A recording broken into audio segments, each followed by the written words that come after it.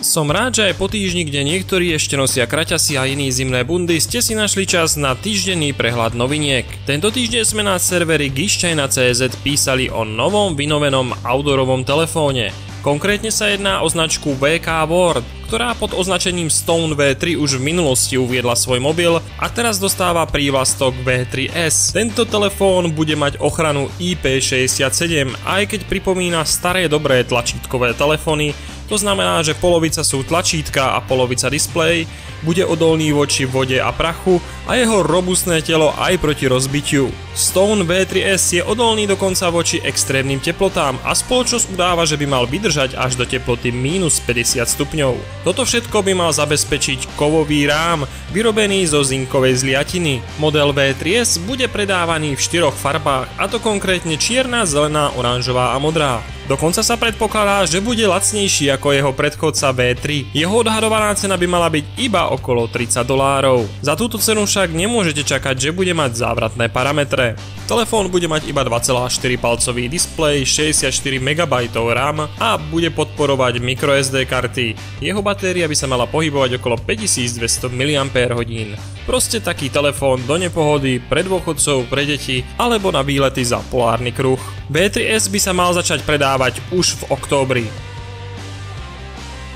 Spoločnosť Coolpad predstavila v díli tento týždeň novinku, jedná sa o Coolpad Note 5. Mal by byť nástupca modelu Coolpad Note 3 a konkurovať modelu od Xiaomi, konkrétne Xiaomi Redmi Note 3. Čo môžeme teda od nového modelu Coolpad Note 5 očakávať? Je to 5,5 palcový Full HD IPS panel na prednej strane, vo vnútri 8-jadrový procesor Snapdragon od Qualcommu 617, ktorý je taktovaný na 1,5 GHz. Ďalej tu nájdeme grafický čip Adreno 405, 4 GB RAM a 32 GB internej pamäti. Tá sa však dá rozšíriť o pamäťové microSD karty. Zadný fotoaparát už je taká klasika, 13 megapixelový snímač a duálny LED blesk. Na prednej strane je to dokonca až 8 megapixelový fotoaparát s clonou f2.2 a tiež jedným LED bleskom, takže selfie maniaci si prídu na svoje. Na zadnej strane nechýba čítačka otlačkou prstov a dlhú výdrž batérie by mala zabezpečiť veľkosť 4010 mAh. Tá sa ukrýva v celokovom tele.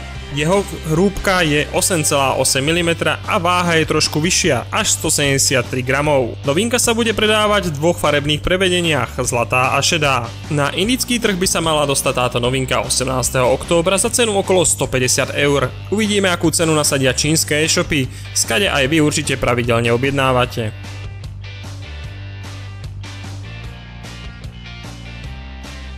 Spoločnosť UMI sa občas chová ako bežní chlapi a rada si teda pomeria svoje svaly a silu s inými značkami. Tentokrát nám vo videu prináša porovnanie mobilu UMI Plus s modelom OnePlus 3.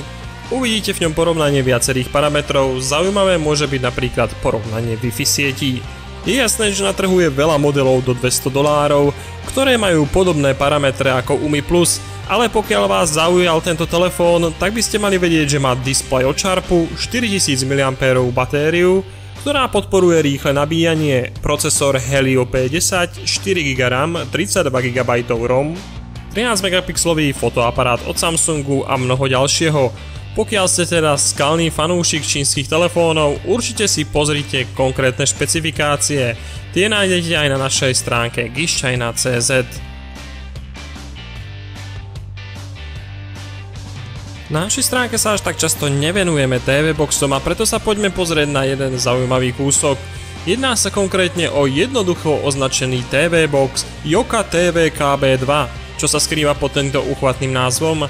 Je to v podstate krabička, ktorú pripojíte k svojmu televízoru a hneď máte z toho niečo, ako keby ste mali tablet alebo mobil, pretože tento TV box beží na Androide 6.0, vďaka ktorému si s ňou spravíte dokonalé multimediálne centrum a dokonca si zahráte aj niektoré hry. Vo vnútri nájdeme až 8-jadrový procesor, 2 GB RAM, 32 GB ROM, podporu Bluetooth a 2 pásiem Wi-Fi, samozrejme mu nechýba ani 100 megabitový port na zadnej strane. Toto všetko dostanete za cenu okolo $66 a áno, nehovorím o mobilnom telefóne, ale o malej krabičke, ktorú môžete umiestniť niekde v blízkosti vášho televízora, prepojiť ju HDMI káblom a už pokojne sledovať YouTube, surfovať na Facebooku alebo na iných web stránkach, pokiaľ si k nemu pripojíte bezdrátovú myš a klávesnicu. Tak toto mám spravené aj ja doma, aj keď používam trochu iný produkt, ale vďaka klávesnici a myši je ovládanie príjemné a rýchle. Nenahradí to síce plnohodnotný počítač, ale prostredníctvom predinštalovaného programu Kodi.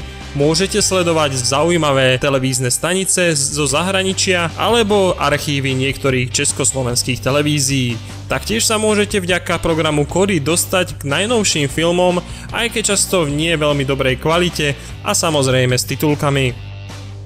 Ďakujeme, že ste aj dnes si našli čas na týždenný prehľad noviniek, od dušu lajkujete našu facebookovú stránku, klikáte na odbery na YouTube a hlavne čítate giščajna.cz.